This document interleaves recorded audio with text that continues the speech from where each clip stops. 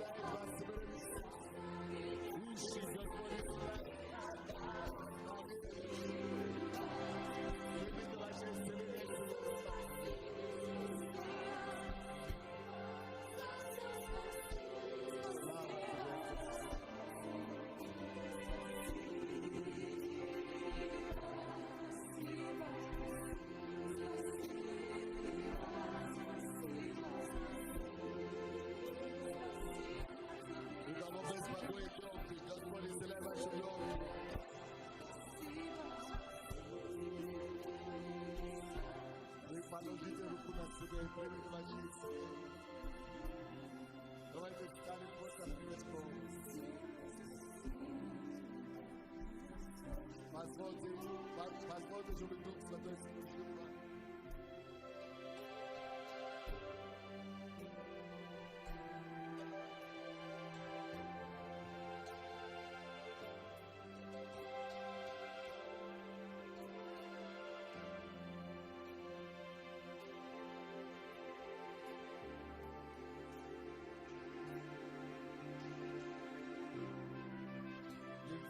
Господь исцеляет вас.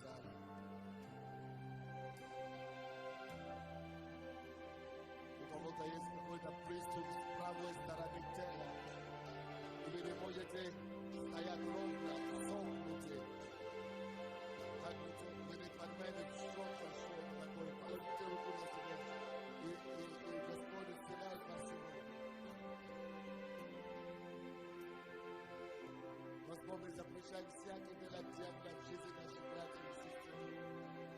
В нашей жизни мы принимаем, Господь, верою наше освобождение, исцеление и крепость. Наш прорыв, отвеченный на молитву, мы принимаем все, в чем мы нуждаемся. Я хочу, чтобы вы просто верой контактировали с Богом сейчас. Чтобы вы высвободили вашу веру. И начнете благодарить Его за все, что Он делает. Что Он уже услышал, Он уже ответил. Он уже послал ответ. проблеми здорна, Господь уже исцелит вас. Кровотечение, Господь уже исцеляет вас. Простуды, Господь уже вас исцелит.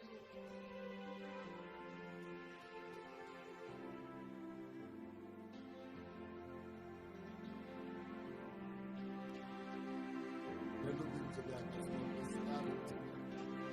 Мы превозносим Твое святое имя. Проблема с кровью, кого кто молится за исцеление проблема в крови, Господь исцеляет. Проблемы на коленях, Господь исцеляет. Просто принимайте от Господа и благодарите Его за все. Благодарите Его за все. Он прикасается к вам.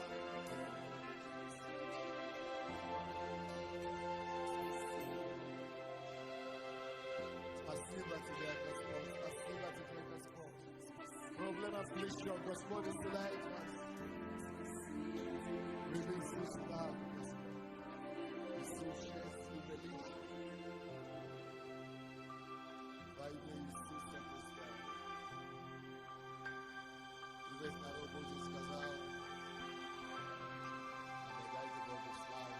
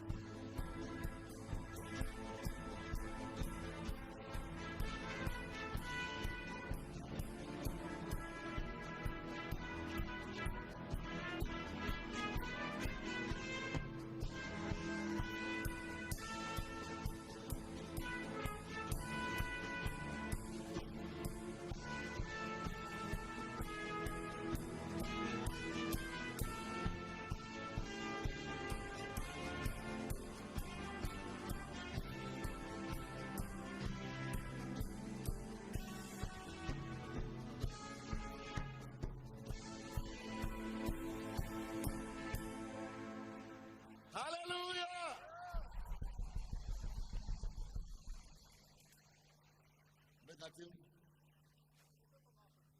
Мы хотим сказать, давайте останемся стоя, да? Мы хотим сказать вам от лица, видите, даже еще ветераны, еще с значками служителей, все они служат еще.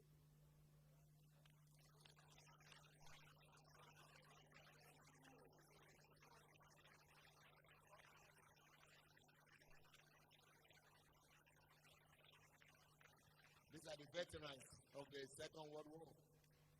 Я говорю уже нашим гостям, журналисты из Голландии, которые делали репортаж о нашей церкви на этой неделе для голландского телевидения и европейского.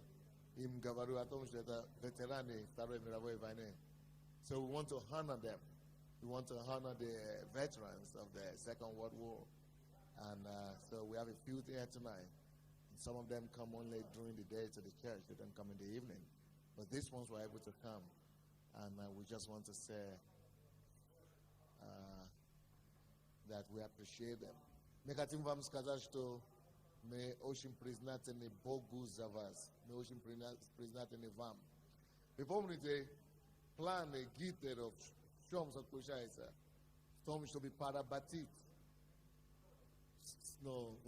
эту страну и все народов бывшего Советского Союза. Поработить, просто на плантацию отправить. Если бы не ветераны, которые отдали свои жизни, и которые рискнули все. Действительно, это бы состоялось, не дай Бог, как это было в Европе. И такой, слава Богу, что хотя бы есть один день в году, когда можно признаваться этим, и можно действительно выразить нашу благодарность. И все будущие поколения всегда будут помнить и благодарить за то, что вы сделали. Я хочу, чтобы кто-то, украинцы какие-то, или люди бывшего Союза, кроме меня, я как пастор, из-за того, что я пастор говорю, но я, чтобы женщина от народа, не украинцы, ну вообще, нашего, да, и мужчина, чтобы два человека вышли и поблагодарили и торжественно, украинцы, русские, кто-нибудь из вас сделает, то может поблагодарить. Слава Богу, настоящий мужчина один нашелся. Остальные стоят, как будто это не к ним я говорю.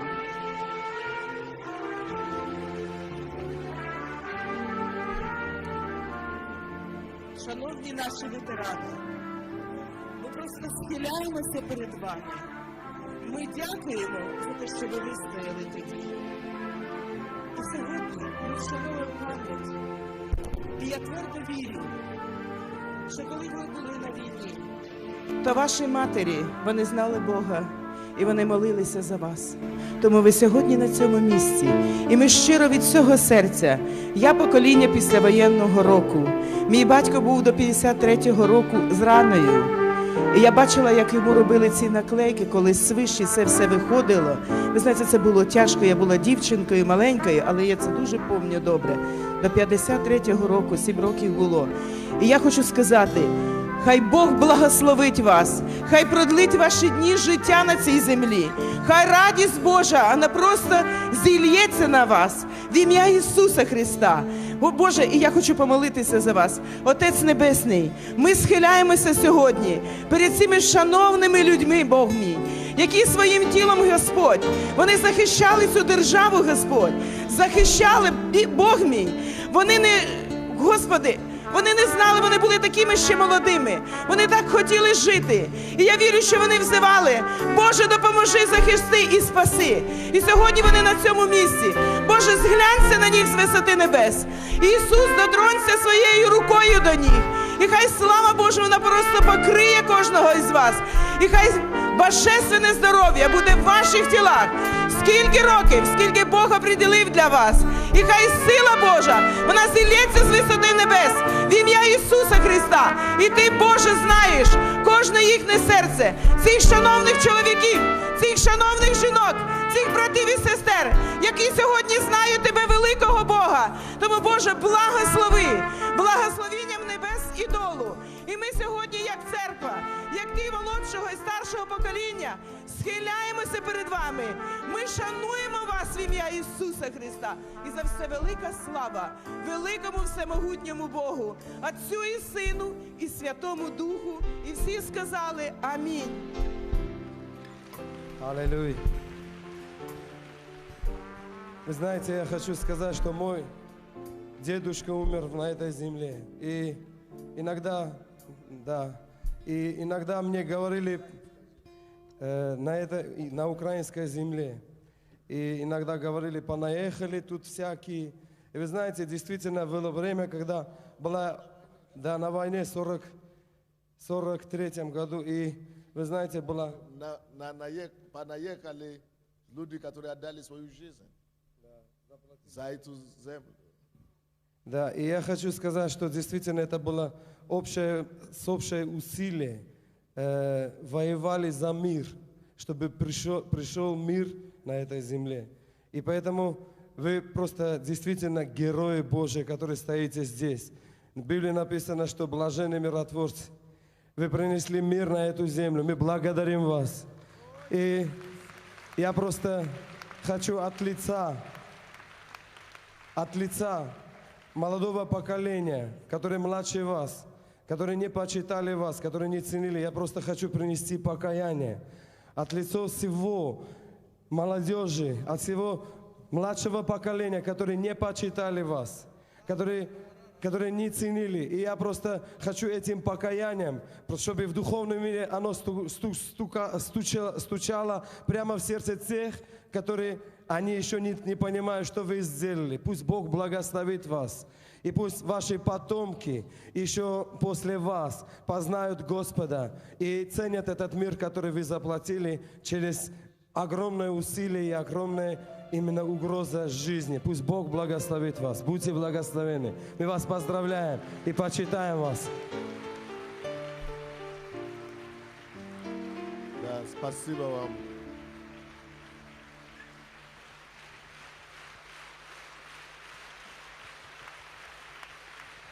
Еще раз.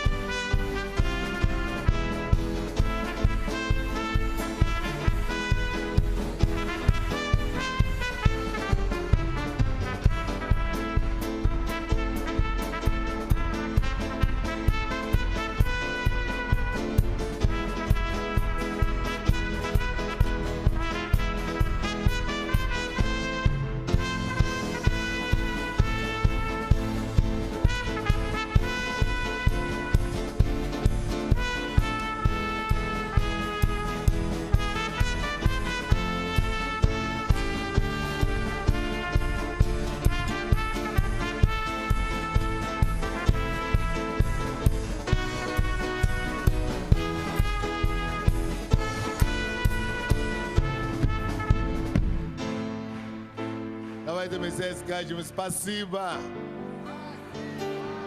Спасибо вам большое. Мы вас любим.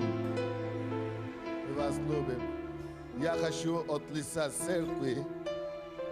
Мы еще не собрали пожертвования сегодня, но в кассе было кое-что. Мы хотим просто для хлеба или ну, как, что, сколько на что хватит. Делать вам маленькой такой благодарности и почитания и вручить вам это от нас, от нашей церкви. Это ваш дом. И мы благодарим вас.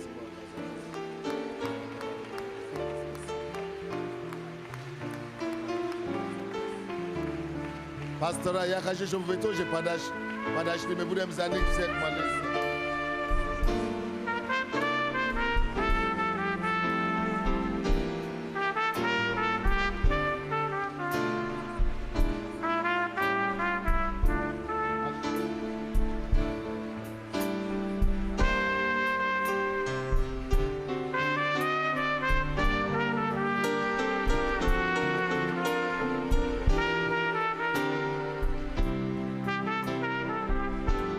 Продолжайте играть что-то военное, и мы будем молиться.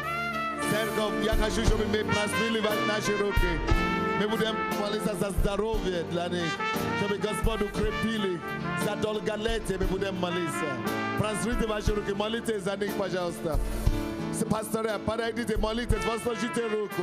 Будем молиться за исцеление, за освобождение, за укрепление, за Божью благодать, за долголетие. Именем Иисуса. Мы благословляем наших братьев и наших сестер. Господь, мы молимся за полное исцеление, за крепость. Именем Иисуса Христа. Мы просим, чтобы Ты дали им долголетие. Мы просим, Господь, чтобы Твое исцеление, Твое чудо, Твое прикосновение пришло к каждому из них. Во имя Иисуса мы запрещаем всякую болезнь, всякую недуг, всякую немощь. Повелеваем вам, уберитесь прочь, вон от них. Пускай здоровье приходит, пускай крепость приходит. Именем Иисуса Христа. Группа порядка, станьте за ними, помогите им ловить today. Именем Иисуса.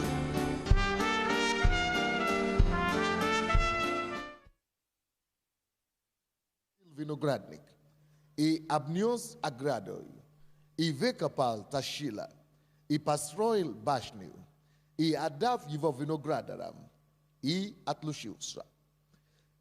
И послал в свое время к виноградарам слугу, принять от виноградарей плодов из виноградника. Они же, схватившие его, били и отослали ни с чем. Опять послал к ним другого слугу, и тому камнями разбили голову, и отпустили его с бесчестием. И опять иного послал, и того убили, и многих других то убили, то убивали. Имея же еще одного сына, любезного ему, напоследок послал и его к ним, говоря: постыдятся сына моего. Но виноградари сказали друг другу: это наследник, пойдем убьем его, и наследство будет наше. И схватившие его убили, и выбросили вон из виноградника. Что же сделает хозяин виноградника, когда придет? Придет и предаст смерти виноградарей, и отдаст виноградник другим. Вы не ошиблись, если вы сказали, что это местописание говорится об Иисусе и о мире. Конечно, так оно и есть. То есть виноградник — этот мир, это есть наш мир. И Бог есть хозяин виноградник. Он посылал разных пророков, проповедников, протяжении истории, Моисея, Илья, Иисуса Навина, Гидеона, Самуила. Люди не могли воспринимать. Потом, напоследок, решил послать своего na scena. Который он сделал, его убили. То есть эта история об Иисусе и наше поколение. И то есть и мир, который мы живем в земле. Это виноградник. Однако, если бы эта история закончилась там, не было бы нужды ее описать в Библии. Но нужда появилась описать эту историю именно в подробности. Так, только по одной причине. Потому что эта история продолжает повторять себя. Не только во времена Иисуса, но и после Иисуса будет полезна всем поколениям, всех поколениям, которые будут жить, включая наше поколение. Друзья, тут только при одном условии, еще с одним исключением, что на этот раз, после того, как Иисус уже раскрыл и рассказал нам эту историю, намного болезненно и намного обиднее, я представляю, для Бога сейчас, чем тогда, те, которые били и отказывали. Помните, как эта история началась?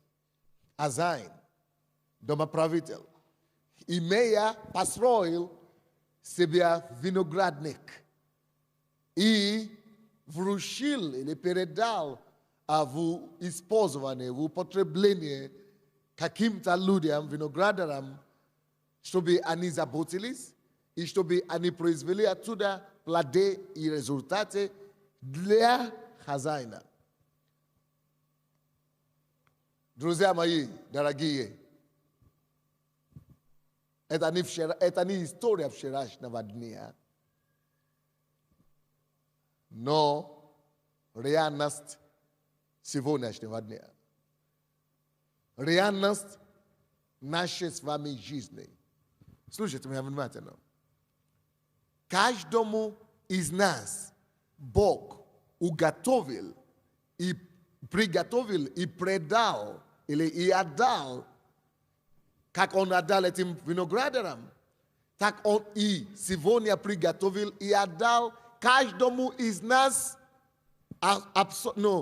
какой или какой-то виноградник. Каждому из нас приготовил и отдал нам, каждому виноградник, определенный виноградник. И Он дал нам ту же самую инструкцию, чтобы мы, каждый, взяли этот виноградник, заботились и потом дали ему отчет, что мы с ними сделали, что мы с этим виноградником сделали. Вы думаете, что я не помню, что Бог мне дал виноградник? Где оно? Что? У каждого из вас, или каждому из вас Богом дан виноградник. Если ты даже не определился и еще не понял, что за виноградник у тебя есть, или вообще еще не разобрался, что тебе лично дан виноградник, ой-ой-ой, как же ты тогда собираешься угодить начальнику? Как же тогда ты собираешься отдать ему дан за этот виноградник? Ой-ой-ой, неужели мы с вами пустую эту жизнь прожили? Каждому дан виноградник. Когда речь идет о винограднике, заметьте себе некоторые качества или характеристики его. Первый стих. И начал говорить им притчами. Некоторый человек насадил виноградник. Но видите, что это не просто виноградник голый, насажден. Но посмотрите, что написано дальше.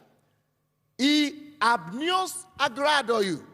То есть он не просто вот, чтобы, кто хочет.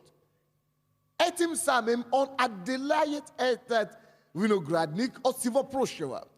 Он делает его индивидуальным для нас. То виноградник, который Господь выбрал, насадил, приготовил, отдал тебе, это не то, что вот я не успел, кто-то другой сделать за меня и так далее. Не. Он agradoi. On это для тебя, ты ответственный за него. Не справился, сам будешь в ответе.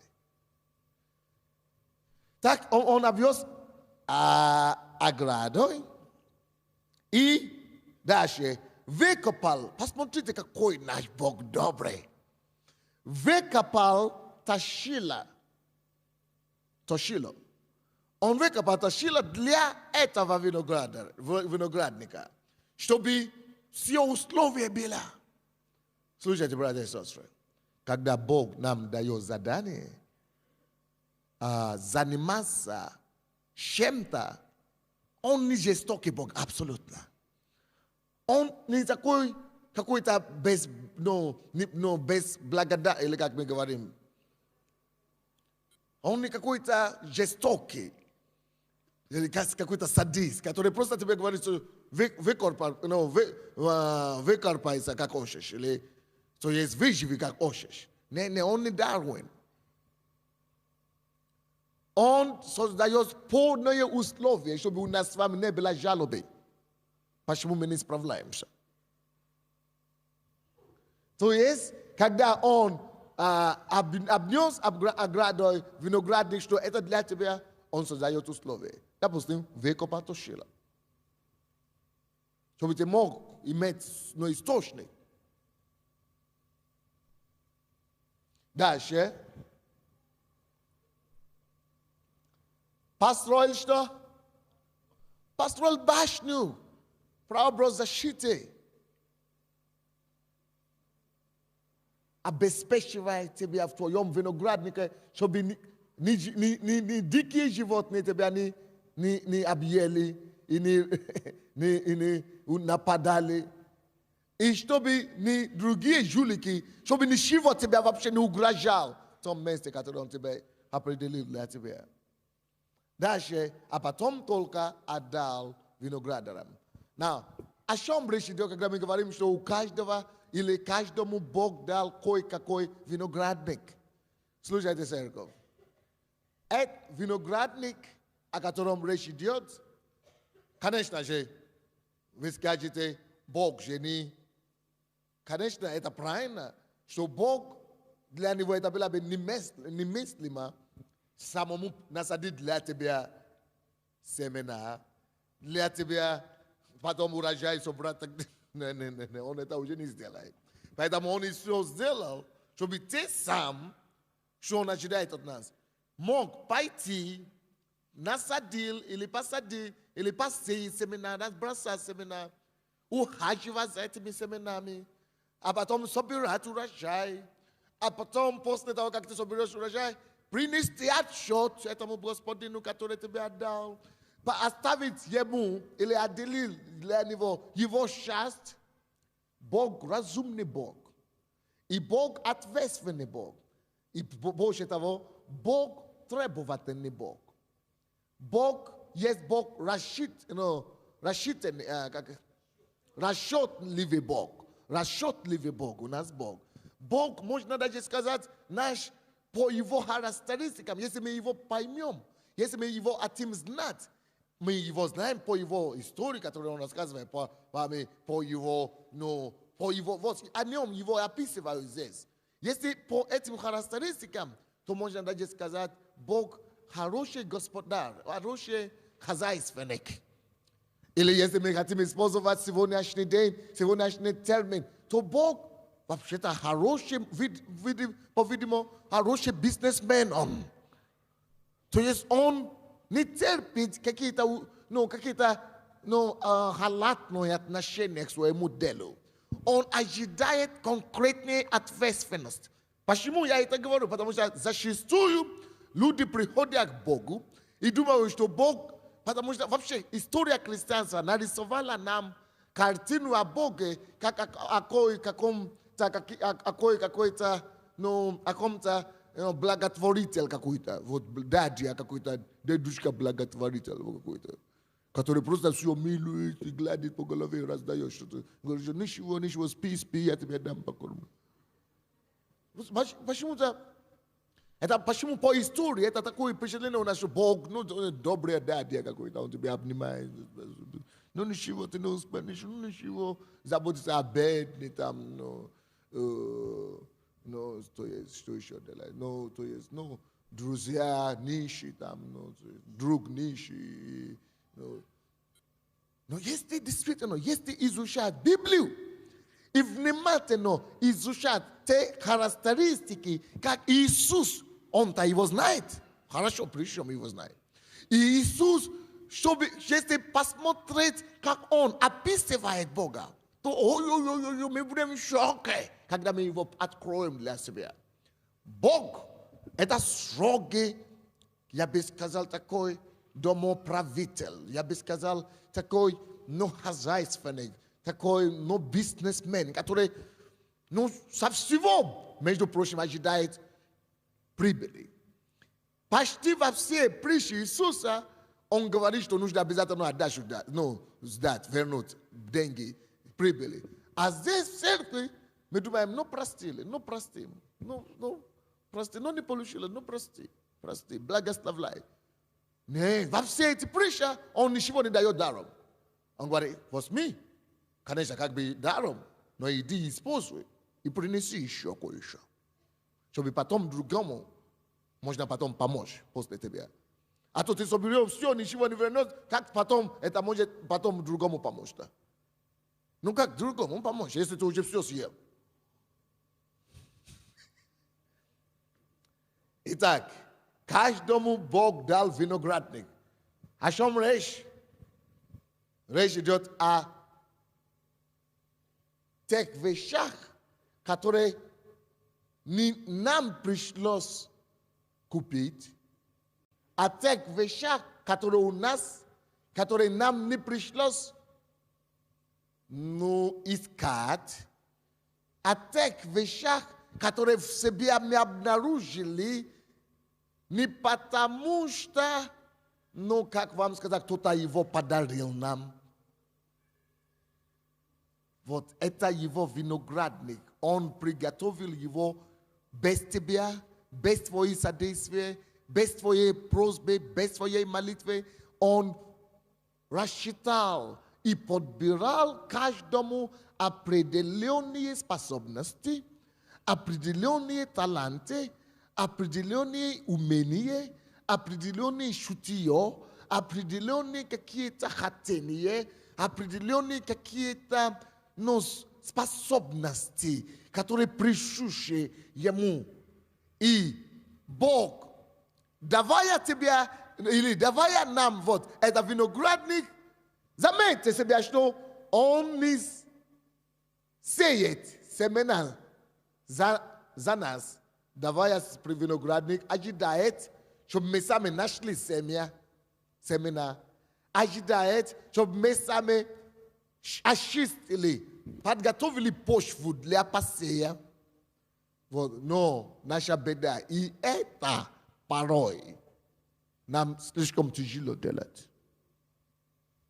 Талант уже есть, способности уже там, а шутье уже есть, но какие-то данные природные уже присущи тебе. Бог уже дает тебе гарантию, что есть источник, есть точила в каждом винограднике. Есть источник. Каждый виноградник обязательно должен быть производительным. Должен иметь обороты. Должен обязательно, чтобы у тебя не была способность, обязательно и точила там есть. Богом уже насажденный, но все необходимо, чтобы вот то, что у тебя насаждено, чтобы она была в состоянии тебя поддержать, тебя накормить, тебя поднять в жизнь, тебя возвысить в жизнь, тебя посчитала и тебя поставила на престоле жизненной.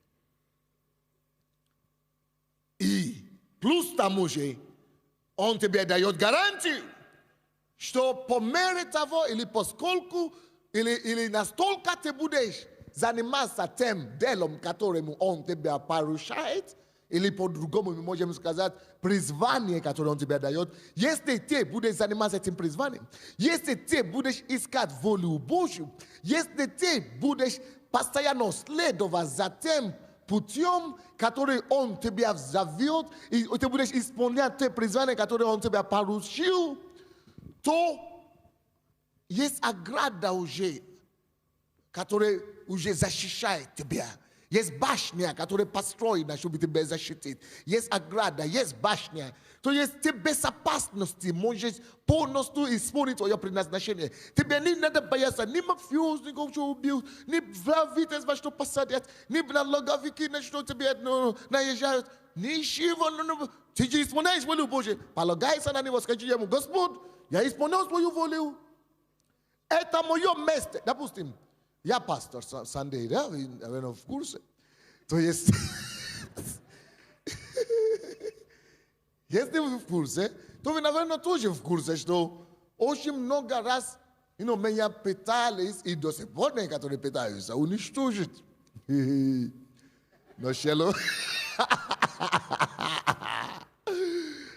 но не уничтожается что-то. Почему? Потому что человек на своем месте. Человек на своем винограднике. Человек делает просто то, что ему положено делать. Да. Если, конечно, ты выйдешь из своего виноградника, там уже башни нет, потому что ты вышел за пределы башни. Ты занимаешься не тем, чем он тебя призвал заниматься. Ты занимаешься не тому призванию, которое он тебе дал. Поэтому уже, ты вышел из башни, уже, вот башня там находится, где то, к чему ты призван. Ограда там есть то именно, к чему ты призван. А там, где ты, если ты уйдешь и начинаешь жить как хочешь, пожалуйста, сам защити себя. Но пока ты занимаешься тем, что Бог призвал тебе заниматься, пока ты находишься там, где Бог тебя поставил находиться, и ты уверен, и ты можешь Богу сказать: Господь, я не сделаю свое, я угождаю тебе всего лишь. Я исполняю то, что ты мне говоришь. Я сею, я ищу, как найти. Но, слушайте, друзья, да, призвание, есть призвание у вас. Да, способности, да, есть. Но как применить эти способности, это уже твоя проблема. Помните, Бог дает семена, но чтобы убрать все травы всякие оттуда, из почвы, подготовить почву для посева, кто должен этим заниматься? Ангелы. Или сам Бог, пускай, руководит на это самое глупый. Он себя уважает. Поэтому это именно нам нужно очистить поле, подготовить поле для посева. Это каждому из нас нужно пройти, напишите первое, подготовку для того, чтобы состояться в жизни. Это твоя ответственность.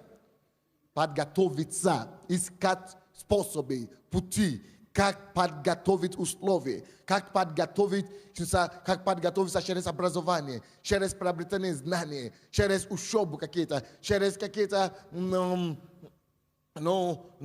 как это сказать, то, что ты видишь, что поможет тебе в этом процессе. Это твоя ответственность искать знания эти. Это твоя ответственность идти там, где есть это уже. Это твоя ответственность напроситься, чтобы тебе помогли в чем-то. Когда не получается иногда у нас даже будущее в Божьей воле, иногда некоторые не получаются вещи. Не потому что Бог не видит, Бог видит. Но Бог говорит: ты что, какую Библию читаешь? Я не готовил почву для виноградаров. И они сами должны без подготовки рвануться на бой. Без подготовки рванулся, куда побежал, а? Куда побежал?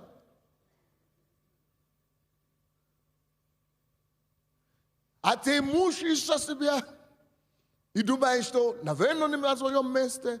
Невозможно, ты и на своем месте. Но даже и на своем месте без подготовки равноценно, что не на своем месте. Но это во-первых. Во-вторых, напишите себе.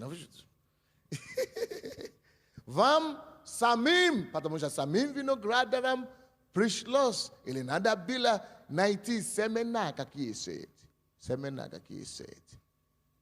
Потому что некоторые люди ждут, мана упадет с неба. Мана упадет с неба. Сплю. Господи, найди мне работу. Ну, слушай. Это розгой, то, что я использую на форезе, надо было принести тебе, чтобы Бог на тебе тоже попробовал.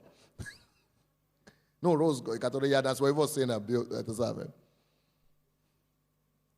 Некоторые взрослые так себя ведут, что нужно достать действительно это дело. Потому что, если ты ничего не ищешь, чтобы сеять, чтобы иметь вообще что-то на завтра, надо сегодня сеять. А чтобы сеять сегодня, надо, чтобы было что сеять. Итак, второе, что мы делаем, мы ищем семена. Мы ищем то, что мы можем делать, что мы можем посадить. В чем это семена выражается? Мы ищем, где я могу себя посеять. Мы ищем дела, каким я могу заниматься теперь, чтобы я как бы сею свою энергию, свое знание, или работу мы ищем. Но где я могу посеять себя, приложить себя, то есть посеять те знания, те способности, которые он мне дает, я должен искать места, куда его посеять. И тем больше сею, тем больше пожну, тем меньше сею, тем скуднее пожну. Кто-нибудь понимает меня или нет? Нам надо искать эти семена. А потом нам надо копать почву это, надо работать. Некоторые из нас что я это сказать? До слез обидно, как некоторые верующие себя ведут. Мало того, что мы должны сами искать семена, но многие верующие, они порой ждут, что они не прилагают усилия достаточно, чтобы сеять себя во всех своих делах, миру, на работу и так далее. Они не отдают себя 100% делу, которому они делают. Они летят на благодати. По благодати.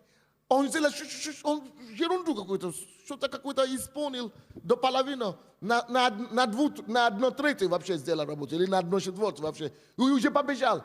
А чего ты не доделал? Ну, благодать. Все равно Бог благословит. Я уже кое-что сказал. Все равно Бог. На благодати или на Бог благословит рассчитываемся и не работаем вообще.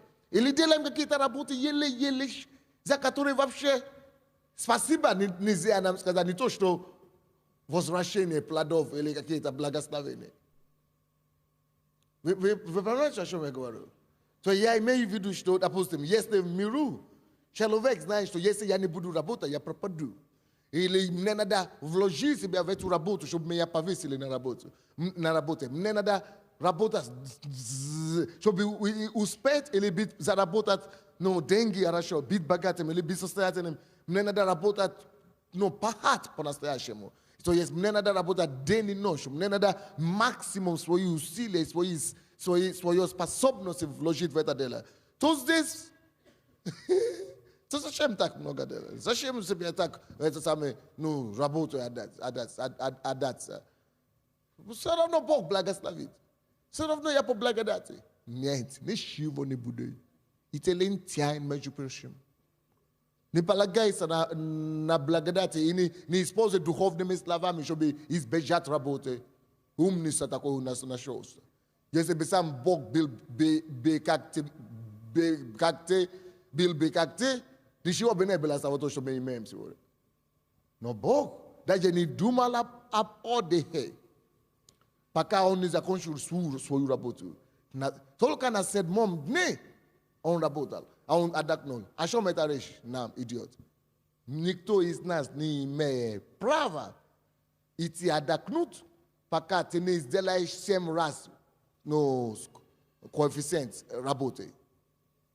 Понятно вам или нет?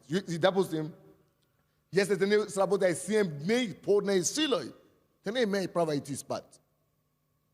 Если ты не работаешь 7 лет, ты не имеешь права на курорт поехать. Какой курорт? 7 коэффициент. Вот так, так Бог пахал. А мы еще и Бога делаем виноватым. Что я вроде бы на благодать его полагаемся, и из-за его благодати ты еще находишь причину, чтобы быть ленивым. Ну умнишь, ну смотри, ну умнишь. Но сам Бог сказал, что сеет человек, то и... Если он если ничего не сеял. Увы. А если мало сеял. Увы, мало пожнешь. Некоторые люди говорят, что а я буду чемпионом олимпийским. И репетирует только 2 часа в день. Ну, умнишь. А как ты будешь тогда? Ну, я верю в Бога, я все равно верю. Ну, куда годится твоя вера? Ну, куда годится? Если ты хочешь пожнать лучше, чем соседа, работай больше, чем соседа, а потом молись, чтобы потом Бог благословил все, что ты уже смог делать. Пока ты не сделаешь свой максимум, не имеешь права вообще молиться, чтобы Бог благословил. Вообще не имеешь права. Но я приглашаю по всему миру рассказать, как это строить большую церковь. Как это создать движение, чтобы пошло. Я рассказываю им.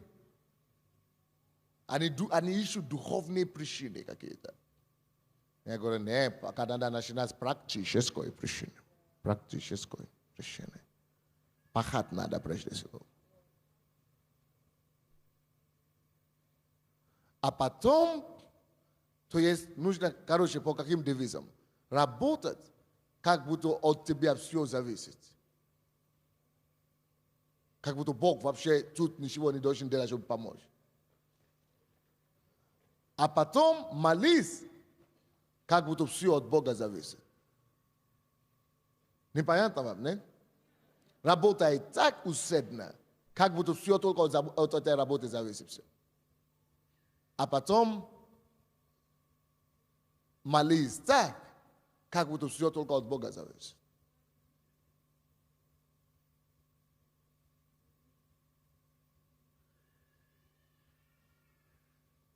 Бог дал Тошила, но он не копал землю за них.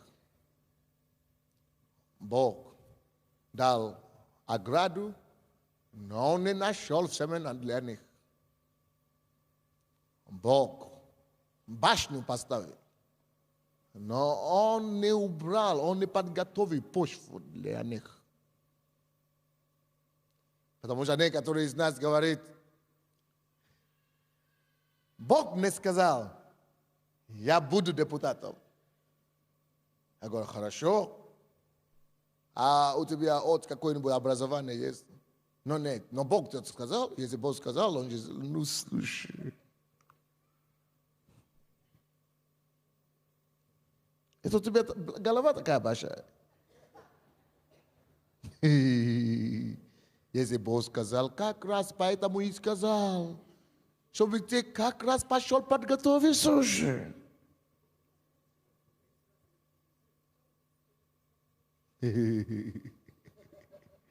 Некоторые так и говорят, Бог же уже дал виноградник. Если виноградник есть, значит все порастет, что там надо. Все там вырастет, что надо.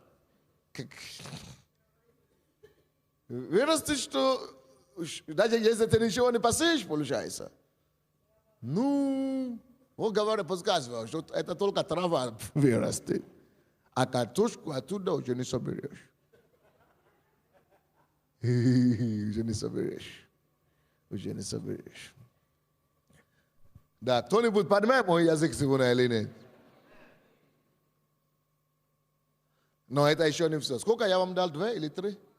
2. Третий.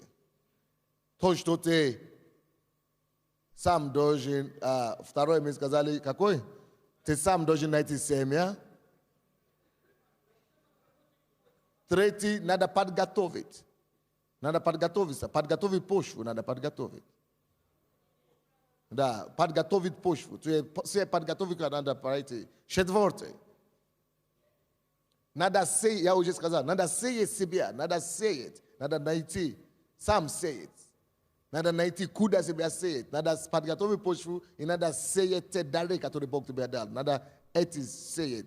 Все способности, которые Бог тебе дал. Надо сеять в разные стороны, разные это самое. Я сказал нашим телевизионщикам, у нас здесь аппаратура есть. Но хорошо, что вы делаете работу для церкви. Но найдите работу тоже в миру. Войдите в конкуренцию. Выполните заказы. Возьмите себе деньги. Повысьте ваш уровень жизни. Потому что то, что я вам здесь дам в церкви, тебя не хватит ни на что. Но если только сидишь здесь, мы работаем для Бога, Бог благословит. Откуда благословишь? Это уже благословение, что у тебя есть семья. Иди сей его, набрасывай его, разрасывай это самое. Кто-то из вас работает на компьютере и сидит на одной работе. Если у тебя есть способность, найди время, чтобы бросить, чтобы там взять заказы, Вот так набрасывай, сей свои способности в разных это самое, в разные почвы, а потом поднажимаешь, пожнешь совсем разные это самое.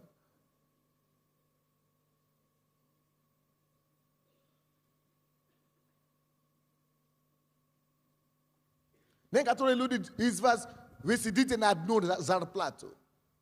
Ой-ой-ой, когда же ты ввели сейчас туда? И думаешь купить машину при этом? И думаешь квартиру еще иметь при этом? Нет, мудрости не хватает. Мудрости не хватает. Делайся по-другому. Бог тебе даст семья, найди почву, куда сеять. Бог тебе даст какие-то способности, сам найди все почвы, места, все это все.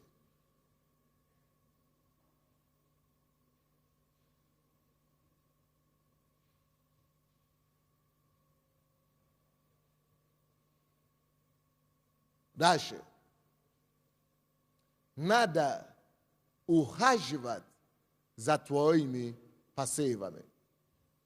Надо уметь ухаживать. Или как бы сберегать. Ухаживать, мы говорим, да? Обрабатывать, ухаживать. То, что ты посеял уже. За твоими произведениями надо ухаживать. Потому что многие из нас, то мы прыгаем тут, то мы прыгаем оттуда, то мы не останавливаемся на то, что мы имеем делать. Чтобы развивать это до максимума. Если, допустим, я занимаюсь бизнесом, с маслом, то я должен работать, постоянно повысить квалификации, постоянно искать источники информации в интернете, у конкурентов, у других стран, как это делается. Как мне делать мясо подешевле, как мне делать это самое, производить его в новой технологии, как мне делать качество, чтобы не я ищу покупателей, а покупатели меня ищут. Как мне иметь не один рынок, а еще рынок там, еще рынок там, еще рынок там. Надо работать над этим делом, надо его постоянно усовершенствоваться, как бы.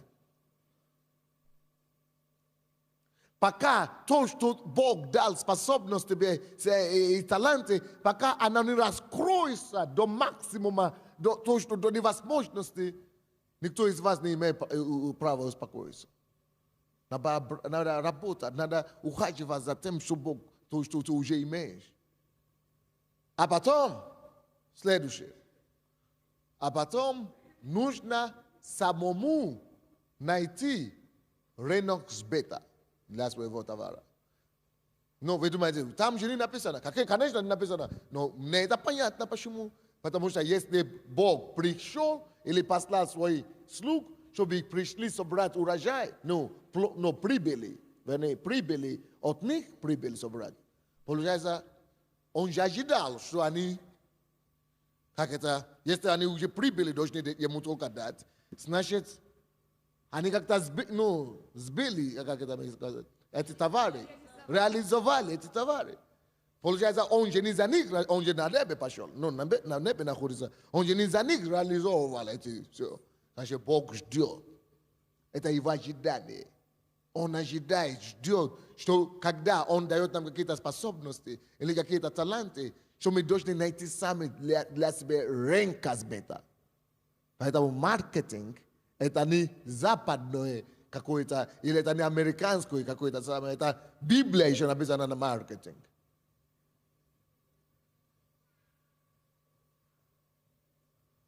Потому что кто-то говорит, а я музыкант, но у меня продюсер нужен или менеджер нужен. Вот я не раскрученный, поэтому у меня нечего кушать.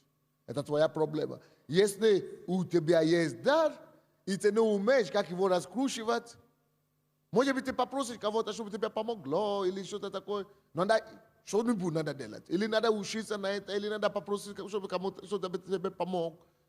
Но то, что у тебя есть, оно должно быть реализовано. Ты должен реализовать. И может быть, через кого-то там попросишь, или самому это сделаешь. Но ты должен найти способ, как принести то, что Бог тебе дал, тем, кто нуждается в них.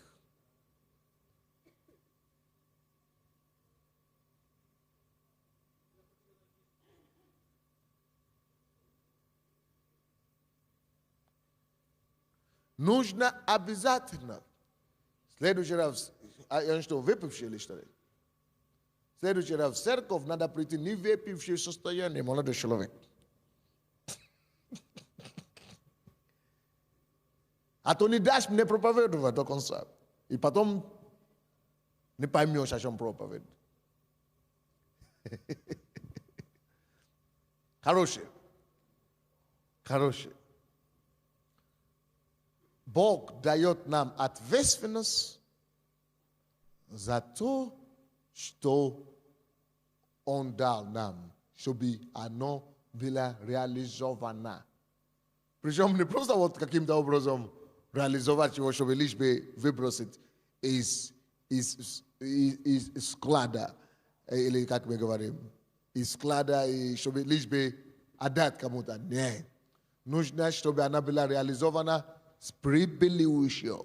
Потому что если хозяин придет за прибылью, значит, надо еще и уметь торговаться. Потому что некоторые из нас, бизнесмены даже, или верующие даже, которые ходят в церковь, мы чуть не думаем, что прибыль это что-то не от Бога. Что прибыль это чуть не грех. Серьезно? Зачем тогда заниматься-то? А? Зачем тогда заниматься, если прибыль это грех? Если ты не хочешь заработать, тогда иди спи. Это нормально, чтобы делать деньги и прибыли. Потому что если ты даже не сделаешь, все равно Бог придет и спросит. Что ты сделал с тем вложением, которое я тебе дал? Что ты сделал с тем виноградником, который я тебе дал? Что ты сделал? Где прибыль оттуда? Ну, где прибыль оттуда? А если ты скажешь, Бог, а я-то думал, что ты на небе, это не духовно.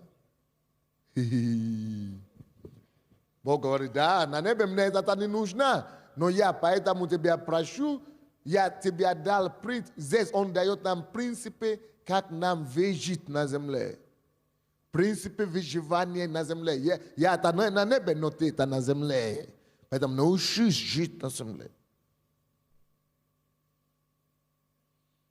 И все, что я говорю сегодня, братья и сестры, все, что я сейчас говорю, это я говорю в отношении маркетинга и бизнеса, но это все то же самое духовно. Он говорит, всякая ветвь в меня, которая не принесет плода, что сделается с ним? Отсекаешься. Бог ожидает, чтобы даже как духовное существо, наша духовная жизнь принесла ему пользу, плоды определенные. Если ты ходишь в церковь, если ты уже имеешь спасение, Это тоже Бог тебе дает бесплатно. Он ожидает, чтобы через свою жизнь кто-то другой получил спасение. Если ты уже знаешь истину, какие-то слова Божьи, Бог ожидает, чтобы через свою жизнь, чтобы ты наставлял, рассказывал другим людям, которые еще мучаются на сегодняшний день, которые еще живут там, где ты вчера жил, которые еще имеют те проблемы, которые ты вчера имел, чтобы ты начал кому-то рассказывать и передать частинка того благословения, того света, той истины, которую Он в тебя уже вложил сегодня. И по мере, друзья, по мере того, как ты отдаешь из того, что ты имеешь, другим, которые не имеют такой, по мере того зависит будет процветание и продвижение вперед твоей собственной духовной жизни. Не будешь давать, не будешь делиться, не будешь приносить плода, не будешь расти, и будешь, наоборот, еще хуже идти назад, и потом, не дай Бог, ты вернешься и упадешь в ту же самую яму, откуда Господь тебя вытащил. Вот почему корыстно, выгодно, чтобы мы приносили плода на всех сферах жизни, где мы находимся, во всех сферах жизни, и в духовно, и в житейской, по мирской жизни. Все, чем вы занимаетесь, нужно, чтобы был плоды. Поэтому у нас месяц плода, результативности и жатвы. Если кто не приносит плода, тот все равно рано или поздно теряет то, что имеет. Или теряет то, что имел до того. Вот чтобы нам-то и не терять то, чего мы имели и приобрели по благодати у Бога. Поэтому Он и требует плода. Вот почему Он говорит, что Он придет, соберет это виноградник у виноградарев. Они теряют, потому что они не дали прибыли. То, что они имели. Они не только теряют, Он еще и наказывает их за это. Слушайте, это страшное дело бесплодным в Доме Божьем. Потому что ты не только теряешь то, что ты имеешь. Ты начинаешь переживать жуткие лишения и переживания. Поэтому у нас есть система такая в нашей церкви, которая называется система 12. Когда каждый входит кому-то на 12 и учится, чтобы он сам потом мог набрать 12 или сколько хочет вокруг себя и начинать передавать им потихоньку то, что у него есть, чтобы он не остался без плода. Еще одно место Писания я вам покажу, прежде чем мы закончим. Притчи, 10 глава. Притчи, 10 глава.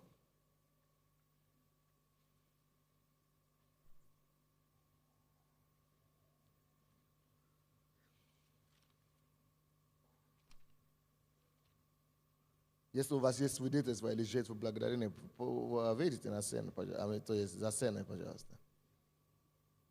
4 и 5 стихи. 4 и 5 стихи, Притчи, 10 глава. Кто-нибудь нашел, не? Ленивая рука делает что? Два человека отвечают. Что делает ленивая рука? Ленивая рука делает человека бедным. Бог никогда не поощряет лень. Похоже, вы не слышали меня. Бог никогда не поощряет лень. И поэтому Он специально не насадил семена в этом винограднике. Специально это сделал. А мы иногда ожидаем, что когда мы уже пришли к Богу, чтобы Бог все уже сделал, только ложил бы нам в рот, чтобы не мы глотали все. Не, даже если тебя принесут, положат тебя в рот, я сомневаюсь, что у тебя хватит способности глотать. Сомневаюсь, что у тебя хватит способности глотать это дело. Потому что ты это самое не приучен. Не приучен.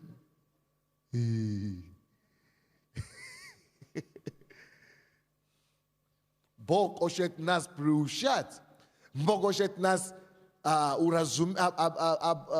образуметь. Бог хочет нас как-то сделать крепкими и сильными. Поэтому Он дает определенную благодать, чтобы мы могли делать больше, чем у тех, у кого нет этой благодати. Вы начинаете понимать меня или нет? Ленивая рука только к одному приведет. От ты в церкви или не в церкви, Бог лицеприятен. От ты молишься, не молишься, не в этом дело. Окей? Молиться-то это полезно, но я говорю, пока ты не сделаешь, как будто все зависит только от твоего труда, молиться не поможет. Ну, представляешь, что не пошел на работу, молишься, и чтобы на столе появилось кушать.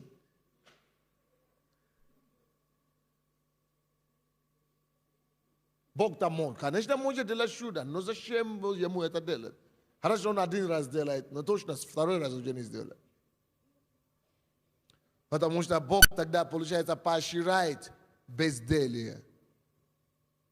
Вот, ленивая рука только к одному результату исходу приведет. Бедный. Поэтому некоторые люди молятся, хорошо молятся, но чего они такие бедные? В общем. Как это я так молюсь?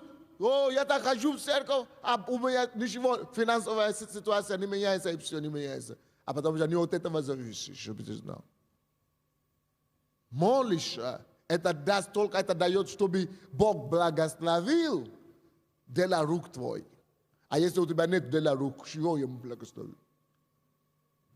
Возьми ноль и умножь его от на миллиард. Сколько выйдет?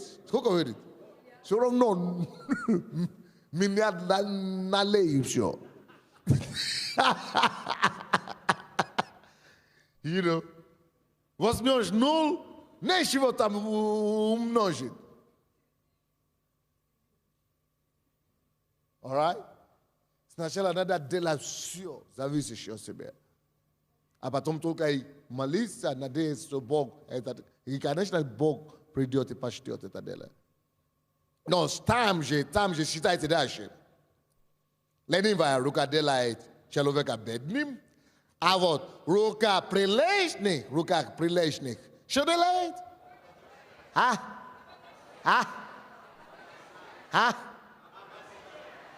Рука прилежных обогащает человека. Что делает рука прилежных? Обогащает человека. Рука прилежная.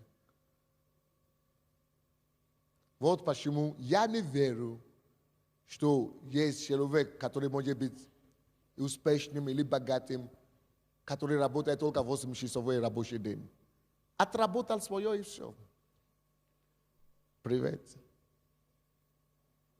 Люди, которые действительно прилежные, люди, которые действительно хотят быть богатым, они не смотрят на часы. Они пашут так, они действительно прилежные. Их никто не толкает. Это то, что Бог ожидал от этой виноградарей. Они не поняли. И Бог говорит, господин придет, соберет, само собой, виноградник от них, а потом уничтожит их. Друзья, бесплодность, отсутствие результатов, это раздражает Бога. Это позор для Него, что Его дети тем более. Пускай в миру так люди живут, но Его дети должны быть первыми, а не последними. Его дети должны быть главой, а не хвостом. Его дети должны быть передовыми в обществе. Его дети должны принести плоды во всем, что не ложили руку. Но поймите, когда я говорю о плодах, я не имею в виду только в отношении денег, окей? Я не имею в виду только в финансовом плане. Это может быть в творческом плане. Допустим, вот сестра у нас такая здесь. Я не знаю, какую работу она делает для жизни, только что пошла туда. Ну, она только что вот Леора какой-то. Вот она. Допустим, эта сестра, вы знаете, даже композиторы известные, мировые, иногда за всю жизнь 50 песни или произведения могут писать. Или любое творческом деле. Она, сколько лет? За 4 года? Затем лет веры, да, веры, она уже имеет 300 произведений. 300 песен. Не хватает кассет, чтобы записывать их. Допустим, она не заработала какие-то деньги, может быть, еще, но не в деньгах дела. А в том, что плод все равно есть. Плодотворности. Вы понимаете? А деньги, само собой, уже приложатся, потому что если это все продастся, распространится и так далее, деньги это уже рабы произведения. Вот произведение это ее прибыль. Человек использует свой талант. Вы понимаете, о чем речь, да? Но для этого надо было работать. Надо было быть прилежным. Только прилежные руки для человека богатый. Теперь смотрите дальше. 5 стих. Собирающий во время лета сын разумный. Разумный, что он делает? Собирает во время лета. Он понимает, когда нужно работать. Он понимает, когда нужно пахать. Он понимает, что нужно делать правильные вещи во правильное время. Он понимает, когда нужно идти в церковь, когда надо идти на работу. Он понимает, когда надо идти молиться, или когда нужно идти контракт заключить.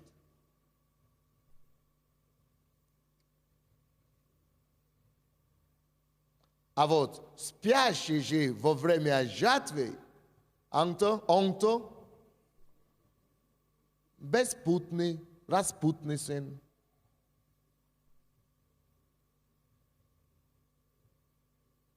Если спит, то время, когда другие собирают жатвы, что вы о нем думаете? Я хочу вам сказать, церковь, это есть время жатвы на Украине. Если кому-то не удастся сейчас свою лепту урожай собрать, это жаль. Если кому-то сейчас не удается 144 свое набрать во время, или 1700, это жаль. Давайте не будем спать. Я слышал, как пастор Михайлик, он сам расскажет, когда приедет. Он говорит, когда я был в Киеве, у меня было 1500 человек в ветке, под ним здесь было. Он деканом был. Но он говорит, только теперь, когда Бог меня вывел из Киева, и в далекую Индию забросил. Только тогда я понял, каким я был лентяном Киева. Неблагодарным. Он говорит, в Киеве мы просто курорт отдыхали. Он говорит, то, что кто-то не может набрать 12, он говорит, это ерунда. Теперь попробуй это делать в Индии. Когда индусы, сплошные индусы вокруг тебя, он говорит, одного даже убедить, он говорит, я пощусь по 7 дней, чтобы одного достучился. Чтобы мне привести, он говорит, я так бегу за одним, чтобы он остался, чтобы он убежал, чтобы он решился. Он говорит, если бы я так молился, не то, что за одного в Киеве, а за все 1500, которые у меня было. Он говорит, Боже, у меня, не то, что 10 тысяч. Он говорит, а в Киеве, как и все, я просто подбирал. Но это не посвященный, это плохой, а это новообращенный, а это только что показывается, а это над этим надо еще работать. Все там уже готово в Киеве. В каждый процесс. И мы думаем, что мы такие уже работаем.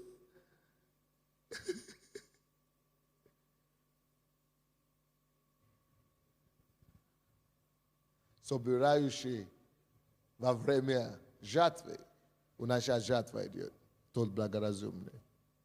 Давайте не будем смотреть на других, как другие работают. Давайте каждый, пускай дойдет до вас, что мы будем пахать, как никто не пахает. Будем делать максимум, как для Господа. А потом, а спящий, или те, которые играют, Бог с ними. Вообще на годовщине, кто в курсе? Эта годовщина в этом году будет уникальная годовщина. Потому что я специально не должен бы приехать Йонгишу и Томитини, но Бог так устроил, что мы вынуждены отказаться от этих. Почему? Потому что я понял, что что-то другое Бог хочет делать. Отсюда мы послали апостольских лидеров, моих помощников, мы послали их по всему миру. Один в арабском мире, другой в Америке, другой в России, другой в Индии и так далее. Вот их нужно слышать. Потому что они отсюда вышли. Они знают, что мы здесь дышали, жили. И они уже в другом месте начинают сналять все. Вот они вы такие вещи услышите, что мы будем падать на колено и умолять Бога, чтобы Он вернул нам первую любовь. Подойдите сюда, здравствуйте. Между прочим, надо собирать пожертвования для годовщины. Да, конечно, можно хлопать, давайте.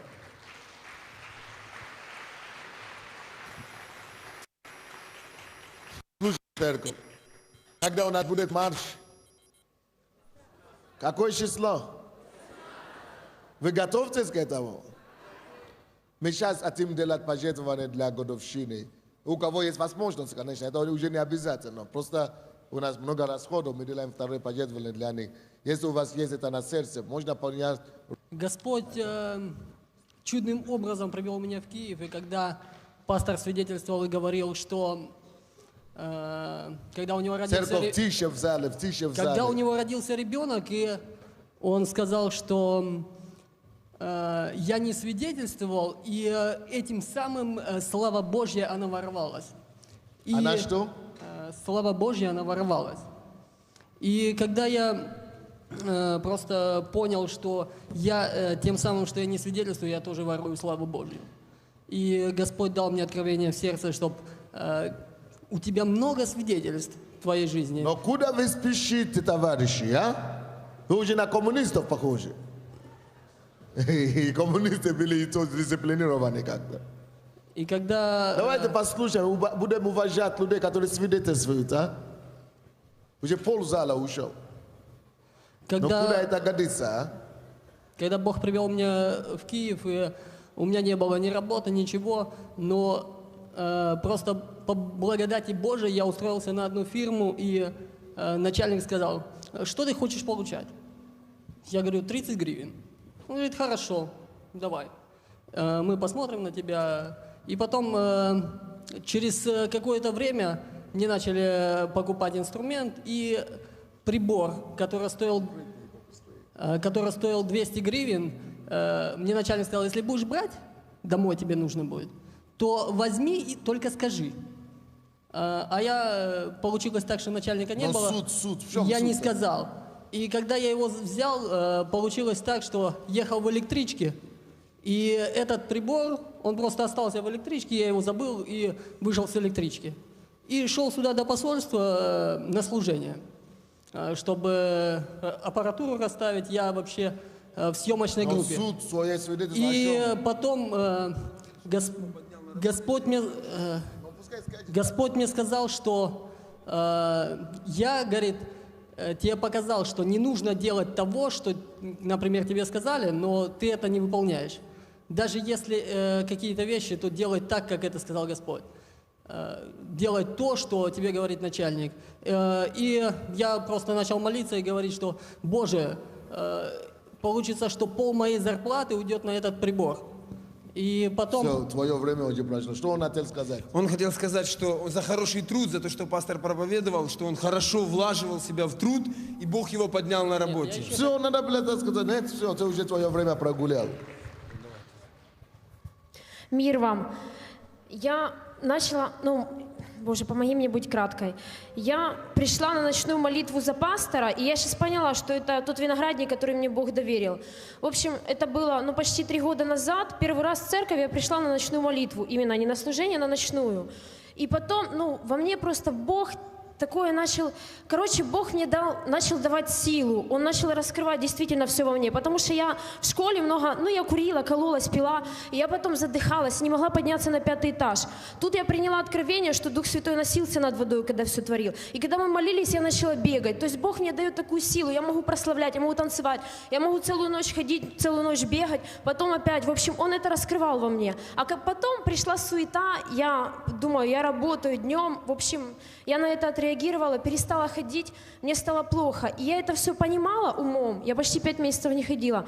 Умом я понимала, и я томилась по этой ночной, а прийти не могла. В церковь ходила, все, но чувство какая-то тепленькая такая какая-то. Вот. И потом я все-таки пришла, и я почти месяц хожу, и я хочу поблагодарить Бога за эту благодать, потому что это честь. Ходить и молиться за пастора, сеять себя в его жизнь. Вот. И я хочу принести эту жертву благодарения за ночную молитву за пастора Сандея, чтобы каждый человек, который ходил и отпал, эта жертва благодарения будет конец проклятия суеты, которая удерживает этих людей, которая удерживала меня. Вот эта жертва, она остановит это проклятие. Они придут и будут славить Бога на этой ночной молитве во имя Иисуса Христа. Каждый Аминь. день, спасибо. Каждый день у нас есть в этом зале, каждый день, или, по-моему, здесь, да, каждый день, в подвале, да, каждый день у нас ночная молитва проводится здесь, в церкви. Так что, если вы не спите по ночам или просто хотите жертвовать одну ночь в неделю, приходите и молитесь. А завтра, вообще-то, у нас ночная молитва. Хочу приглашать всех желающих, потому что у нас команда из Голландии хотят снимать эту ночную молитву. И хотел бы пригласить, чтобы все, не то, что все желающие, а вообще, чтобы все пришли на эту ночную молитву завтра 11:00. 9:30, как обычно, у меня будет учение для кандидатов или миссионеров и активистов. И 7:30 тоже будет такое учение. Здравствуйте. Я принесла жертву благодарения за моих 2 дочерей. Это свидетельство для родителей, как верующих и неверующих. Потому что я недавно размышляла, у меня 2 детей, девочка и девочка, 17 и 22 года. И я размышляла, какие у меня хорошие дети, я столько в них вложила. Они не пьют, не курят, не блудят. Но Дух Святой, Бог мне сказал, это я их хранил. Это они по моей защите не пили, не курили. Я так испугалась, я здесь, что это Бог хранил. Я сегодня жертвой благодарения за моих детей. Отдаю их на сохранение Богу с этого момента. И моя дочь Ниночка, она ангел Божий, она принцесса. И я исповедаю это, потому что Бог так говорит о ней. И я хочу свидетельствовать о своей старшей дочери. Ей 22 года. И Бог ей уже дал виноградник. И самое интересное, знаете что? Что этот виноградник был закодирован в ее фамилии. Потому что ее виноградник – это Сирия. Ее виноградник – это столица Сирии, Дамаск. Вот так вот интересно произошло. А ее как зовут? Катюша. А Катюша, при чем тут Дамаск? Дамаскина, ее фамилия Дамаскина. Понятно. Об этом и речь. Да, и Бог дал ей во время покаяния дар писать стихи. Это свидетельство, стихотворение называется «Моя жизнь», свидетельство для молодежи. Я очень быстро прочитаю. Сейчас, потому что же... Посмотрим, во сколько мы закончим. Если будет время, все, спасибо. Подождите, там, да. Так, значит, церковь, еще для тех, которые говорят на английском, мы хотим начинать английскую церковь. Завтра, 21:00, я собираю всех, которые хотят участвовать в этой церкви новой. Английская церковь, 21:00. Вы придите сюда, в вокзал. В подвал. Мир вам, дорогая церковь. Я хочу засвидетельствовать о том, как хорошо ходить на ночные молитвы. После того, как я начал ходить на ночные молитвы за апостола, за нашего, Юрий Иванович их ведет, у меня мои родители, которые были в разводе около 10 лет, они начали сейчас соединяться. Слава Богу. 3 раза пошел, и сразу все. Мама вернулась к отцу, и аллилуйя. И я хочу сказать, что в эту субботу будет праздничная ночная молитва здесь проходить. Поэтому всех приглашаем сюда, кто действительно любит Бога и хочет молиться за пастора. Приходите сюда в субботу на 22:00. Будем молиться вместе, будем праздновать. И еще объявление. Прошу вас, дорогие братья и сестры, у нас годовщина, марш жизни. Приглашаем всех, кто может и хочет служить в группе порядка. Мы после служения будем вас ожидать слева от сцены, для вас справа от сцены. Будьте благословенны. Сколько человек у вас сейчас в группе порядка уже есть записано? Понятно. Значит, 320 на прошлой неделе человек есть, а нам надо 400. Значит, человек еще 60 человек нужны в группе порядка и охраны. Это девушки, это мальчики, это женщины, это мужчины, это любого возраста. Поэтому подойдите к парню после служения. Так. Еще такое объявление, что вы знаете, что Центральная Церковь открывает две церкви в центре, и одна из них это церковь на Золотых Воротах. Сейчас открывается там новая церковь. И если вы там живете, всякие неустройства на пути любого из присутствующего сегодня. Я прошу, чтобы Твоя благодать сопровождала нас, чтобы Твоя охрана была над нами. Это проблема в печени. Я повелеваю уйти во имя Иисуса Христа. Господь, какие бы ни были вопросы дома, на работе, Иисус, опереди нас, помоги нам решить и разрешить все. И сделай нас, Господь, разумными детьми Твоими, чтобы мы не были как эти виноградарям, которые не состоялись в Божьем доверии им. Господь, Ты доверил нам много чего. Дай нам, чтобы мы могли принести Тебе плоды, и чтобы мы могли отблагодарить Тебя тем, чем Ты благословил нас. Будь прославлен, Господь, во имя Иисуса Христа. Аминь. Давайте послушаем это стихи нашей сестры. Стихотворение 17-летней девушки, которая покаялась, и сразу Бог дал дар написать стих. «Моя жизнь» называется. Что было с ней до Бога и что с Богом. «Меня родили, ну и что же? Вся жизнь вокруг меня текла. И как челнок без капитана, легко по жизни я плыла. Легко давались мне друзья, но я была так одинока, здорова, но внутри больна. Я так существовала только. И что же? Вот уж много лет, а жизнь моя куда исчезла? В чем смысл жизни? Где ответ? И будущее неизвестно. Но Бог Творец, Отец Небесный, все помнил обо мне, с рождения хранил. Нашел меня Господь в тот день чудесный и радость от спасения подарил. Своей любовью, Отче, и заботой всю жизнь мою Он изменил. Грехи простил до каждой йоты, из рабства тьмы освободил. Он дал мне цели и призвания, поднял из слабых мира сих. Он дал терпение и познание, и в жизни много новых сил. Он дал любовь мне, как у Бога, и разум ветхий обновил. Он сердце дал мне плотяное, свой дух во мне Он возродил. И не могу я жить иначе, но к вам я, люди, так кричу: покайтесь, бросьте неудачи, оставьте грех и суету. Аминь. Спасибо.